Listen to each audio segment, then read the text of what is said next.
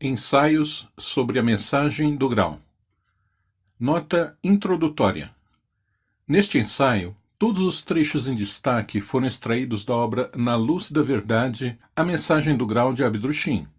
Os trechos retirados da mensagem não têm a finalidade de ilustrar o texto, mas sim dá-se o contrário. Eles foram coletados e organizados de modo a evidenciar que o presente ensaio está em conformidade com os ensinamentos contidos na obra de Abdrushim.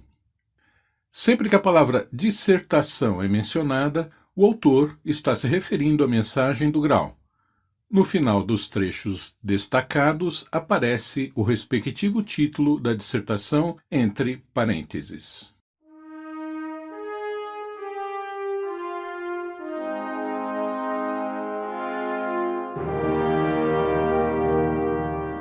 Ensaio 2. A lança sagrada.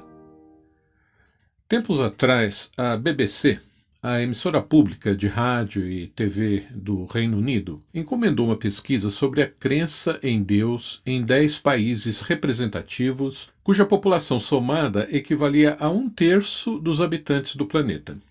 O resultado, em números absolutos, indicou que 92% das pessoas acreditavam na existência de um Criador ou de um, entre aspas, poder superior. No entanto, pode-se afirmar, sem medo de errar, que a quase totalidade desses bilhões de pessoas nutrem uma falsa ideia sobre como se dá a interação do Criador com suas criaturas.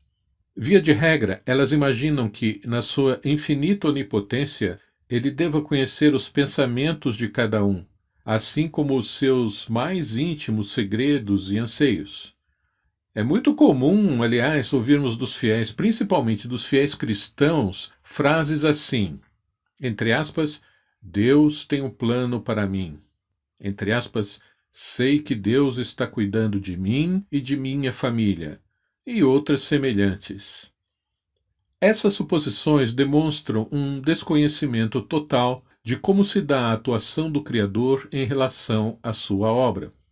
Ele não fica observando cada um dos minúsculos seres humanos para castigá-los ou recompensá-los. Não. Quando ele fez surgir a criação, já deixou impressa nelas a sua vontade na forma de leis auto-atuantes.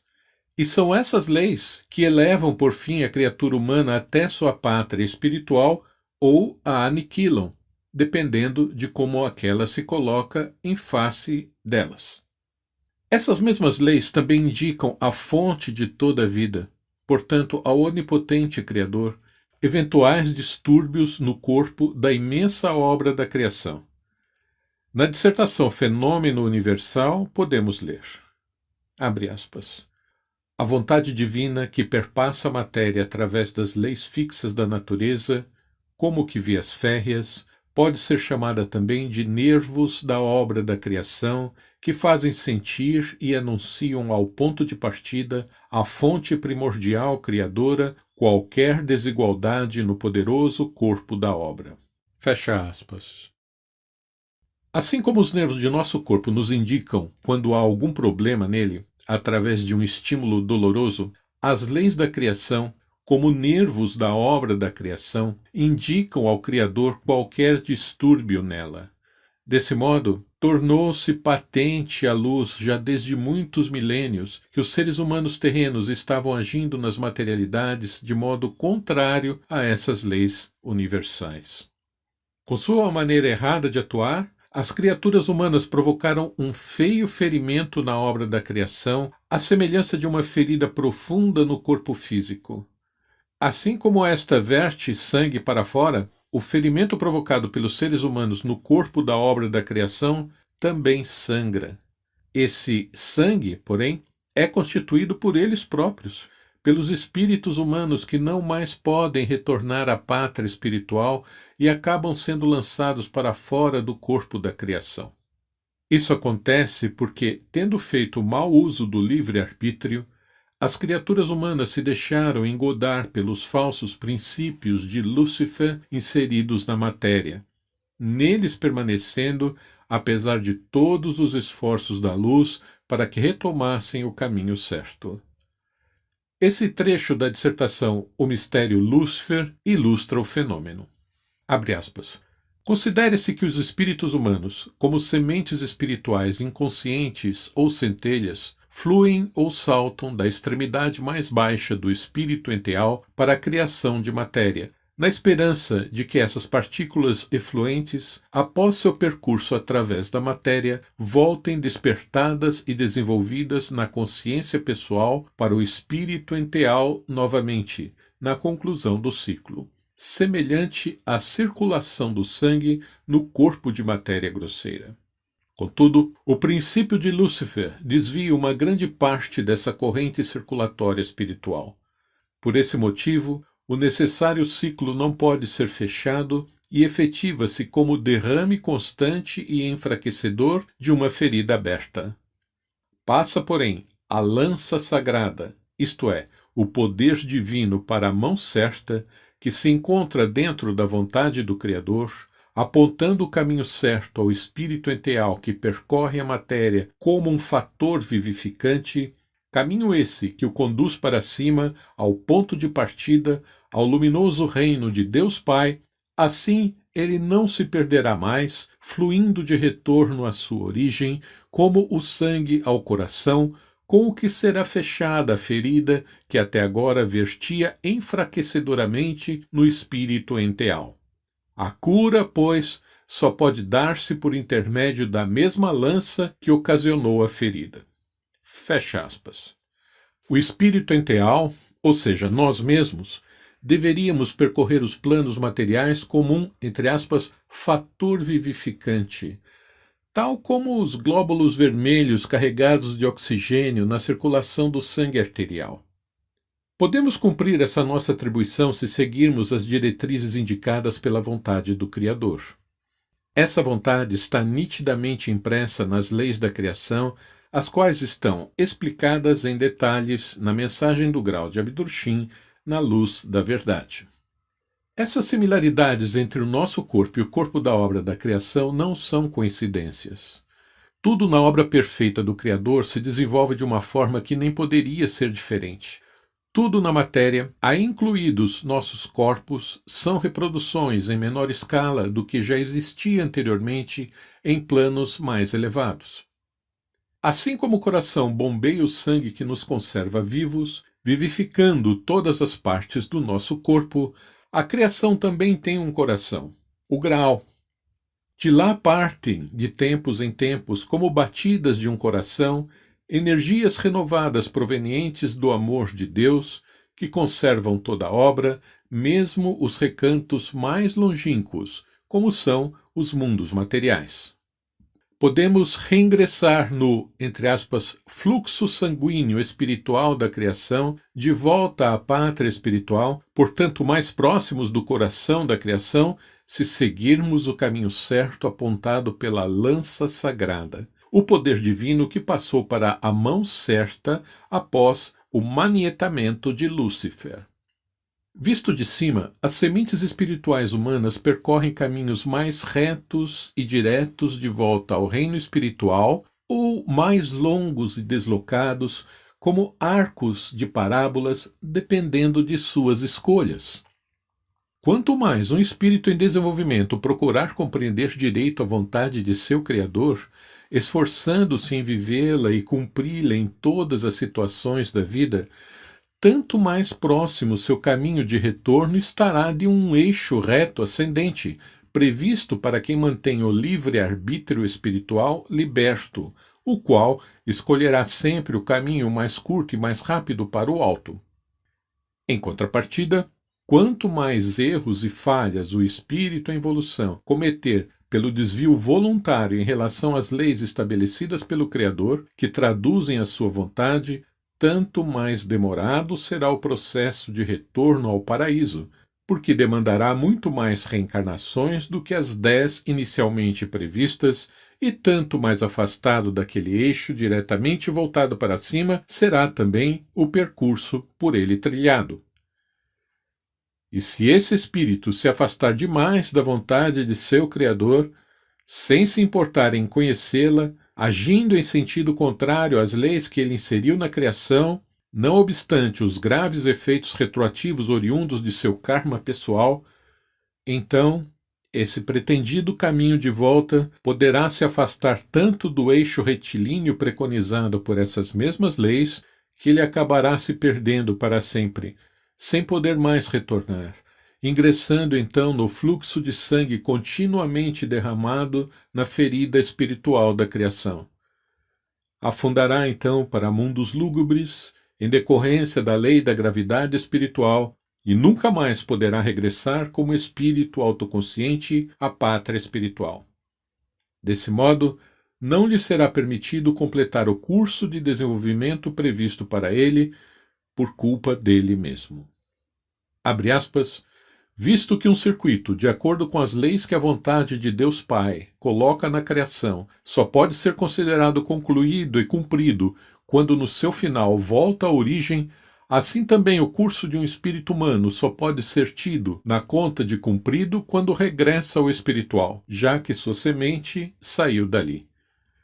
Deixando-se desviar em direção às trevas, incorrerá no perigo de ser arrastado para além do círculo mais externo de seu curso normal, às profundezas, onde então não poderá mais reencontrar a escalada. Fecha aspas. Dissertação O Mistério Lúcifer. A falha dos espíritos humanos perdidos nos mundos materiais tornou-se perceptível em alturas inimagináveis, mostrando-se visivelmente num dos animais alados que montam guarda junto ao trono de Deus, o carneiro, conforme descrito neste trecho da dissertação, os planos espírito primordiais 5. Abre aspas. Isto também se relaciona com a expressão o Cordeiro de Deus e a ferida que ele tem, pois mostra em si, logicamente, a ferida do falhar e da decadência dos espíritos humanos na criação, porque dele se originaram, embora não diretamente, mas sim indiretamente. Fecha aspas. Seguindo as diretrizes contidas na mensagem do grau, o espírito humano não apenas se afasta do risco de ser lançado para fora da criação pela ferida aberta, como também contribui ele mesmo para ajudar a fechar essa ferida espiritual. Mas como se dá isso? Quando observamos uma pessoa querida e emitimos bons pensamentos em relação a ela, desejando que tudo lhe sorria, que tudo dê certo para ela, ou algo assim, esses pensamentos se moldam em formas fino-materiais e se dirigem à pessoa visada. Sabemos disso pelo estudo da mensagem do grau. Se a alma dessa pessoa contiver uma pureza correspondente aos pensamentos emitidos, então eles aderirão a essa alma e a enfeitarão, por assim dizer, ajudando-a a conservar a pureza correspondente. Com esse auxílio e outros semelhantes, essa pessoa terá muito mais facilidade de se entregar sempre a bons pensamentos e também estará muito mais protegida contra a investida de pensamentos de baixa espécie. Esses auxílios a ajudarão a manter puras suas intuições. Sua própria pureza interior permitiu a ancoragem desse fortalecimento, advindo da emissão de nossos bons pensamentos. Podemos assim influenciar positivamente uma pessoa, de modo consciente, dirigindo a ela bons pensamentos aguçados, oriundos de nossa vontade sincera de ajudar, de proteger, em suma, de combater pelo bem. O parágrafo a seguir está na dissertação Despertai. Abre aspas. Assim nos encontramos no mundo dos pensamentos, e damos lugar, com os diferentes modos de pensar, a formas de pensamentos semelhantes. Por isso, não malbarateis a força do pensar. Ao contrário, concentrai-a para a defesa e para pensamentos aguçados que saiam como lanças, atuando sobre tudo. Criai assim com os vossos pensamentos a lança sagrada que combate pelo bem, que cicatriza feridas, beneficiando a criação inteira. Fecha aspas. Pensamentos aguçados como lanças, que constituem a lança sagrada que combate pelo bem. Com a pureza de nosso pensar, podemos criar aqui na matéria, conscientemente, um sucedâneo da genuína lança sagrada que personifica o puro e severo amor oriundo do legítimo princípio do grau que veremos logo a seguir. Podemos, se quisermos com sinceridade, tornarmos-nos combatentes em prol da luz aqui na Terra, combatentes conscientes. É evidente que pensamentos assim, autênticos, já devem ter como base necessariamente uma forte vontade espiritual direcionada no sentido do bem. São esses pensamentos, portanto, que saem como lanças, atuando sobre tudo, visto terem se originado de uma pura e forte vontade espiritual, tal como esclarecido no extrato a seguir da dissertação O Silêncio. Abre aspas. Se tens um pensamento autêntico e o sabes reter bem, assim, finalmente, essa força concentrada também tem de ser impelida para a realização, pois o desenvolvimento de tudo se desenrola espiritualmente, já que toda força é apenas espiritual. Fecha aspas. Podemos criar aqui na Terra, com os nossos pensamentos, a lança sagrada que combate pelo bem e que, entre aspas, cicatriza feridas. O Filho do Homem, porém, tomou de volta das mãos de Lúcifer a legítima lança sagrada do poder divino, que igualmente serve para cicatrizar a ferida aberta pela sua utilização errada, a imensa ferida espiritual que impede que as criaturas de espírito possam retornar ao paraíso pelos caminhos a elas prescritos na criação. Como dito, a ferida espiritual sangra, de fato, fazendo com que os espíritos humanos não possam se desenvolver adequadamente e tenham de voltar para o âmbito terreno na forma de repetidas reencarnações e, por fim, expulsos da criação. Na mesma dissertação, O Mistério Lúcifer, Abdrushim dá o seguinte esclarecimento sobre a lança sagrada. Abre aspas. A origem de Lúcifer condiciona que só pode aproximar-se dele e enfrentá-lo pessoalmente quem tiver origem idêntica ou mais alta, pois somente este é capaz de chegar até ele. Terá de ser, portanto, um emissário de Deus, munido da sacrossanta seriedade de sua missão e confiante na origem de todas as forças, no próprio Deus Pai. Essa missão está entregue ao anunciado Filho do Homem. Lúcifer aplicou mal a lança sagrada, o poder, tendo aberto com seu princípio um dolorido ferimento no espírito enteal e com isso na humanidade. Mas nessa luta ela lhe será tomada.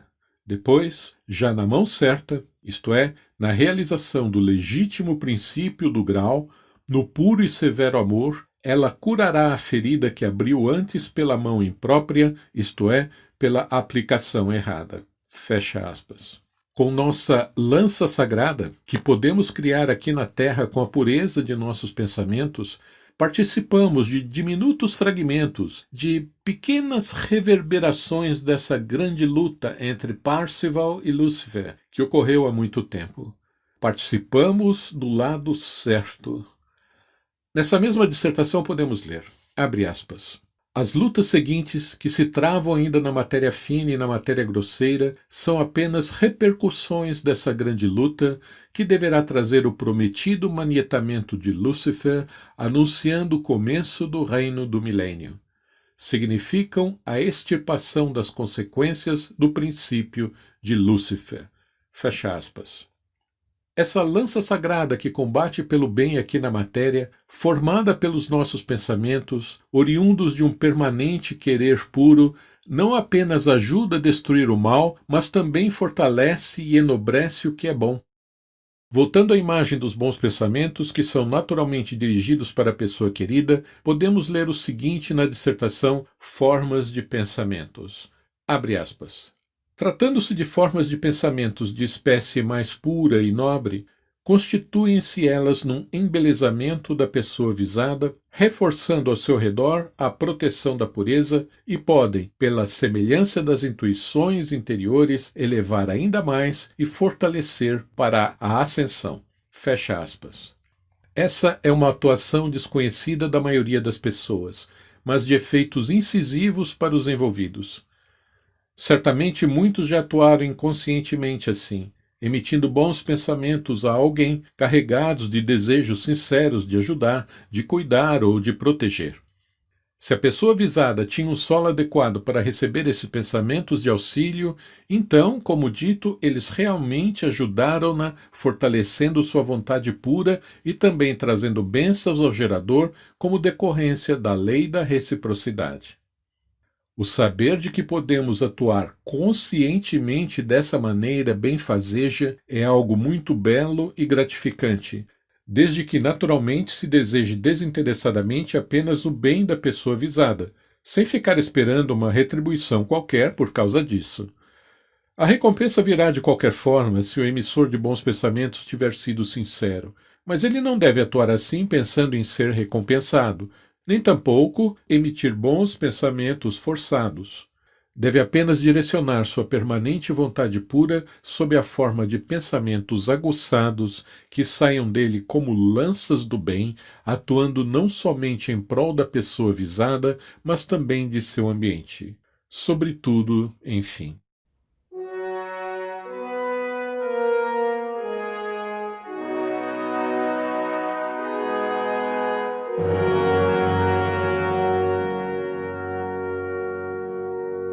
Conheça as obras publicadas pela Ordem do Grau na Terra. Acesse bit.ly, livros-ogt, bit.ly, livros-ogt.